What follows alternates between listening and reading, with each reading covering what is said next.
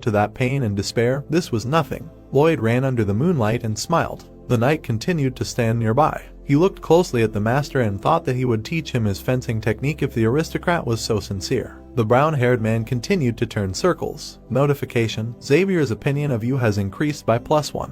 His opinion of you is -28. You have received 18 RP for slightly improving your relationship with a key character. Score: 29 RP. The manor was illuminated by the moon. The Baron sat at the table and looked at Newman standing in front of him. The man could not believe that his son would be so rude to the one who had protected their family for 5 generations. Arcus leaned on his hands and muttered that he thought the boy had come to his senses, but he must have misunderstood him. He looked at the swordsman and said that it was his moral duty not to interfere with the duel. Still, the Baron asked him not to be too cruel to the heir to the estate. The Lord looked at his interlocutor intently and ordered that the boy be brought to his senses, but not crippled. Newman bowed and accepted the request. The knight smirked and thought that he did not know if he could do it during the duel. He walked down the corridor, determined to kill this arrogant bastard. And if the Baron made a big deal out of it, he would destroy him and the Baroness too and pass it off as suicide. The swordsman smiled and thought that, as planned, he would then leave this village for a better place. Thanks to the young master, his plan was coming to fruition faster than he expected.